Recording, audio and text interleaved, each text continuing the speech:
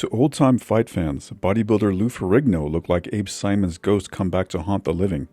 Same oversized frame, same thick slabs of muscle, like they'd both been carved out of wet cement. Simon stood over 6'4" and tipped the scales at 255 pounds, a monster-sized heavyweight for the 1930s. He'd been a normal-sized kid until 13, when his body turned on him. He shot up too fast, got too big for the playground, too strong for the other kids. Even the older boys kept their distance. At John Adams High, they stuck him on the offensive line, where he bulldozed anyone dumb enough to get in his way. He also became a national shot put champion, which earned him a scholarship offer from the University of Southern California for both football and track and field. But unlike most young men, Abe had a mother who didn't give a damn about college. She insisted he take up boxing instead. She was a tough Hungarian woman who loved contact sports. The rougher, the better. She loved wrestling, Simon said. When I told her professional wrestling was phony, she didn't talk to me for weeks. At his mother's insistence, Simon started boxing under Tommy Shortell at the New York Racket Club, and that's where Gene Tunney, the ex-heavyweight champ, spotted him. "You're a southpaw," Tunney asked. "Yeah," Simon said. "Not the worst thing in the world," Tunney sighed, "but we're gonna fix that." Tunney didn't just offer advice, he offered money. He brought in his rich friend Jock Whitney, and together they sank a small fortune into Simon. They formed a syndicate called the White Hope Incorporated, bankrolling his training, his marketing, the whole carnival act. Then Tunney left for the West Coast, leaving Simon in the hands of Jimmy Bronson, his old trainer. But when Tunney came back to check on his investment, he found Simon still fighting southpaw, same as before. Simon hadn't changed a thing. Whitney also complained it cost more to feed Simon than one of his racehorses. The huge heavyweight gorged himself on baskets of clams, mountainous salads, pots of coffee, and 3-inch thick steaks. Didn't seem to slow him down. Simon smashed through his first 13 fights, knocking out 11, until Lou Nova came along and handed him his first loss. Undefeated versus undefeated, and Simon ended up on the wrong side of the story. Tunney and Whitney didn't stick around to watch the credits roll. They dumped him like a bad stock and didn't even send a postcard. The newspapers had been running weekly stories about Simon, but that stopped cold the minute his benefactors disappeared. Simon found out fast just how quick the world moves when the money walks away. The steak and pork chops disappeared too. Breakfast shrank. Now Simon was fighting for his meals under a cutthroat 50-50 split with his new manager, Jimmy Johnston, and trainer, Freddie Brown. Johnston wasn't sentimental, but he was sharp. He knew how to move pieces across the board. Simon scratched out 3 wins before running into Buddy Bear, who beat the hell out of him until the referee got tired of watching, stopped on his feet. After that, Simon ran hot and cold like a big truck with a bad starter, lost to guys like Al Bray and Lem Franklin, split a pair with Willie Reddish, win 1, lose 2, win 1. Nothing made sense, until Jersey Joe Walcott. Walcott boxed his ears off for 5 rounds, made Simon look like some amateur who wandered into the wrong building. But Simon wasn't there to box. He was there to hurt somebody. And in the 6th, he did. Dropped a right cross straight into Walcott's mouth, and that was it. Lights out, no refunds. The future heavyweight champ flat on his back, staring at the lights. The win put Simon on the radar. March 21st, 1941. The day they handed him a ticket to the gallows, a shot at Joe Louis, the Brown Bomber himself, in a fight scheduled for 20 rounds nobody thought would get past the first. The reporters laughed, said Simon wouldn't last 30 seconds. Too big, too slow, too dumb, 52 pounds heavier than the champ, with every extra pound just more meat for the grinder. But Simon had Jimmy Johnston, a manager with a head full of angles and a wallet full of IOUs. Johnston brought in Jack Johnson, the old champion, the original troublemaker, a man who hated Lewis like an old lion hates the roar of a younger one. Johnson swore he could teach Simon how to beat him. Whether it was a bluff or not didn't matter. The papers ate it up and the fight sold itself. Then Simon chipped a bone in his right thumb during camp. Couldn't slug like he wanted. Couldn't throw those clubbing shots meant to send a man home early. So Johnson tried to turn him into a technician, or at least something close. A lumbering giant with a jab like a broomstick and all the grace of a man with 2 left feet. It worked, for a while. Lewis put him on the floor in the first round, but Simon got up, jammed that jab in Joe's face, and spent the next 12 rounds fighting like a man who knew every second might be his last. Then came the 13th. Lewis slipped past the jab, closed the gap, and dropped Simon twice before the referee had seen enough. Simon lost, but he lost hard. Even the reporters who called him a joke before the fight had to eat their words.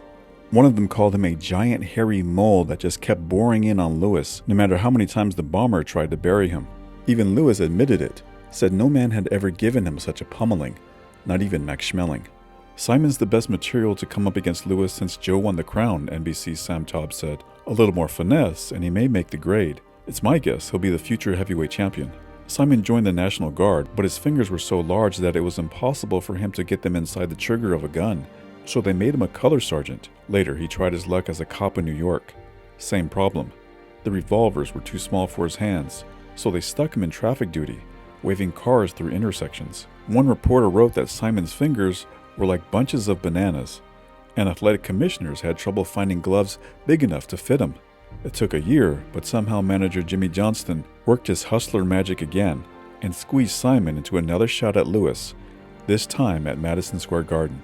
By then, Lewis was a buck private in the Army, and every dime of his purse was going to the Army Emergency Relief Fund. Lewis said he'd finish Simon in 3, but this time he'd be without his trainer Jack Blackburn, who was stuck on the hospital bed with pneumonia.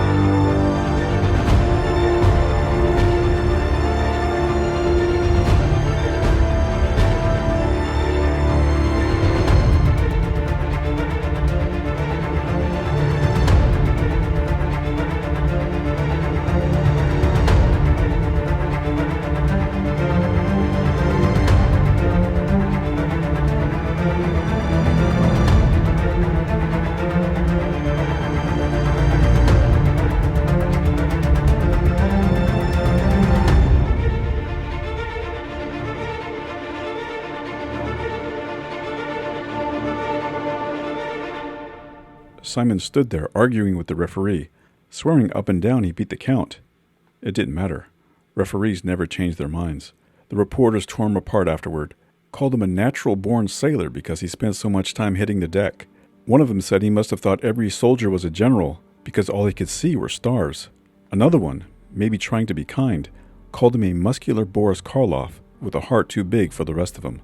For all that abuse, Simon took home a little over $13,000, enough to get married and start a family. He was supposed to fight Harry Bobo after the Lewis fight, but instead, he called it quits. Said his foot was shot, his head hurt all the time, and his wife wanted him done with the fight game. After that, Simon took whatever work he could find. His size got him into acting, mostly playing thugs and heavies. He even landed a bit part in On the Waterfront and a few teleplays. One night they stuck him in a bar scene with Barney Ross in Requiem for a Heavyweight. The whole thing ad-libbed between drinks. Two washed-up tough guys talking like the cameras weren't even there.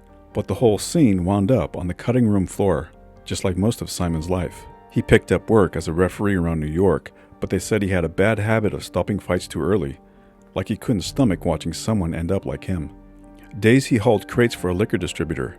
Nights he played detective at Roosevelt Raceway, keeping an eye on gamblers who thought harness racing was their ticket out. He looked older than he was, like life cashed him out early. Later, he admitted it was in the blood, said his size was a curse, a gift from a pituitary gland that went haywire when he was 15 and never shut off. Cancer hit him in the groin, but they caught it in time. Arthritis came later, eating away at his hip. By his 50s, he needed 2 canes just to cross a room. Some reporter wrote a sob story about him. Washed-up giant, broke, crippled, too proud to beg. Simon read it and wanted to smash something. "I don't want sympathy," Simon said. "Give it to somebody who can use it." But pride didn't stop the pain. He swallowed 20 aspirin a day just to get through it. Like most fighters from the World War II days, Simon didn't leave the sport with much. His 50% cut over his whole career added up to a little over $28,000. "The big money of a championship fight is an oasis," Simon said. "Winning the title itself is a constant mirage that blinds a fighter to all danger and lulls his judgment like a drug. The knowledge that he must take certain punishment is secondary, for he is always soothed by the falsehood that he will be just as good as ever after a short rest. He never is. The mirage, of course, is the 1,000 to 1 chance that he will win the title in his class." His arthritis got worse. The pituitary went wild again. His body was turning against him piece by piece. He found work in public relations at Roosevelt Raceway, and that's where he died. October of 1969. Dropped dead of a heart attack on the job, 56 years old. Outside the ring, they said he was soft-spoken, pleasant, polite to a fault. The kind of man who held doors open and apologized when other people stepped on his shoes. A battleship without guns, one reporter called him. Built for war, but too nice to fire a shot. Too thoughtful for the ring. Too big for the real world.